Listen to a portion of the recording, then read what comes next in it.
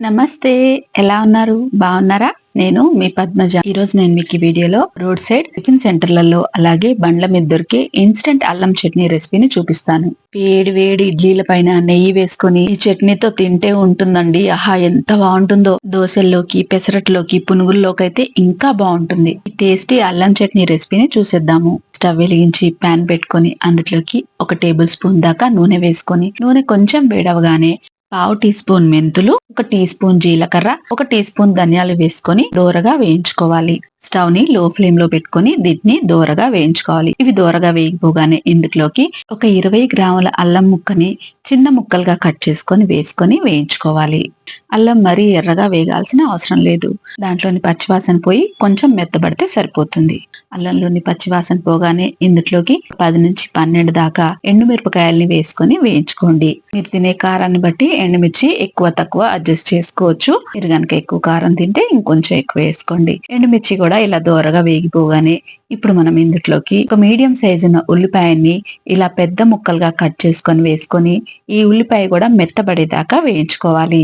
ఈ ఉల్లిపాయ వేగడానికి ఒక్క 2-3 నిమిషాలు టైం పడుతుంది. ఉల్లిపాయ వేగిపోగానే ఇందులోకి మీడియం సైజు ఉన్న 3 టమాటాలని ఇలా పెద్ద ముక్కలుగా కట్ చేసుకొని వేసుకోండి. ఇవి వెయిట్ లో వచ్చేసి 200 గ్రాములు ఉంటాయి. టమాటాలు వేసుకున్న తర్వాత ఇందులోకి 2-3 రెబ్బల చింతపండు, అలాగే పావు టీ స్పూన్ పసుపు, 1 టీ స్పూన్ ఉప్పు వేసుకొని ఇదంతా బాగా కలిసేలాగా కలుపుకొని ఈ టమాటాల్ని మగ్గనివ్వాలి. ఇలా కలిపేసుకున్న తర్వాత మూత పెట్టేసి స్టవ్ ని లో ఫ్లేమ్ లో పెట్టేసుకొని ఈ టమాటాల్ని పూర్తిగా మగ్గనివ్వాలి. మధ్య మధ్యలో ఒకసారి కలుపుకుంటూ అడుగంటనివ్వకుండా ఈ టమాటాల్ని మగ్గించుకోవాలి. టమాటాలు పూర్తిగా పండినవైతే గనక ఒక్క 5 నిమిషాల్లోనే మగ్గిపోతాయి. చూడండి, ఒక 5 నిమిషాల తర్వాత నేను మీకు మూత తీసి చూపిస్తున్నాను. టమాటాలు మంచిగా మగ్గిపోయాయి. చూడండి, టమాటాలు ఎంత చక్కగా మగ్గిపోయాయి కదా. ఇప్పుడు మనం ఒక 5-6 వెల్లుల్లిపాయ రెబ్బల్ని వేసుకుందాము. దీంతో పాటు 2 టేబుల్ స్పూన్ల బెల్లం వేసుకోవాలి. అలాగే ఒక చిటికెడు ఇంగు కూడా వేసుకొని ఇదంతా కలిసేలాగా ఒకసారి మంచిగా కలిపేసి స్టవ్ ఆఫ్ చేసేసి ఈ మిశ్రమాన్ని పూర్తిగా చల్లారనివ్వండి. పూర్తిగా చల్లారిపోయిన తర్వాత ఇదంతా మిక్సర్ జార్ లోకి వేసుకొని దీన్ని మెత్తగా గ్రైండ్ చేసుకోవాలి. ఇంట్లో ముందుగానే నీళ్ళేం పొయ్యాల్సిన అవసరం లేదండి. పట్టేసుకున్న తర్వాత మీకు కావాలనుకుంటే అప్పుడు నీళ్లు పోసుకోవచ్చు. చూడండి, ఇక్కడ నేను చూపిస్తున్నట్టుగా ఇలా మెత్తగా గ్రైండ్ చేసుకోవాలి. ఇలా గ్రైండ్ చేసుకున్న చట్నీని అంతా కూడా ఒక గిన్నెలోకి వేసేసుకోవాలి.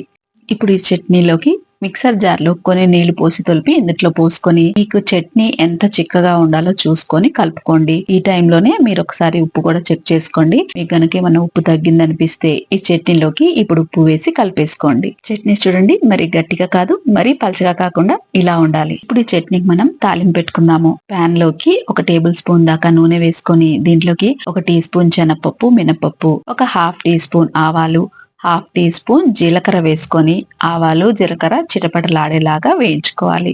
తాలింపు దోరగా వేగిపోగానే ఇందులోకి ఒక 2-3 ఎండుమిర్చిలు వేసుకొని వేయించుకోవాలి. ఎండుమిర్చి కొంచెం వేగిపోగానే ఒక 2 రెమ్మల కరివేపాకు వేసుకొని కరివేపాకు క్రిస్పీగా అయ్యేదాకా వేయించుకొని స్టవ్ ఆఫ్ చేసేసి ఈ తాలింపుని మనం ముందుగా రుబ్బి పెట్టుకున్న చట్నీలోకి వేసేసుకొని ఈ తాలింపు అంతా చట్నీకి పట్టేలాగా మంచిగా కలిపేసుకున్నామంటే రోడ్ సైడ్ టిఫిన్ సెంటర్లలో దొరికే కమ్మనైన ఇన్స్టెంట్ అల్లం పచ్చడి రెడీ అయిపోయినట్టే.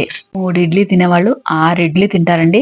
అంత బాగుంటుంది చట్నీ. ఇడ్లీలోకే కాదండి, దోశల్లోకి, పెసరట్లోకి, పునుగుల్లోకి, దేంట్లోకైనా సరే అద్రిపోతుంది చట్నీ. నేను ఈ రోజు అయితే వేడి వేడి ఇడ్లీల్లోకి చట్నీ చేశానండి. వేడి వేడి ఇడ్లీల పైన ఇలా నెయ్యి వేసుకొని ఈ చట్నీ నంచుకొని తింటే ఆహా, అసలు ఎంత బాగుందో. ఎప్పుడు చేసే పల్లి కొబ్బరి చట్నీ కాకుండా ఈ ఇన్స్టెంట్ అల్లం చట్నీని చేసుకొని తినండి, చాలా బాగుంటుంది. నేను చేసి చూపించిన ఈ ఇన్స్టెంట్ అల్లం చట్నీ రెసిపీ కనుక మీకు నచ్చినట్టయితే లైక్ చేయండి, షేర్ చేయండి, కామెంట్ చేయండి. ఇలాంటి మరిన్ని మంచి రెసిపీస్ కోసం నా ఛానల్ ని సబ్స్క్రైబ్ చేసుకోండి. మరో మంచి రెసిపీతో మళ్ళీ కలుసుకుందాం. అంతవరకు సెలవు. నమస్తే.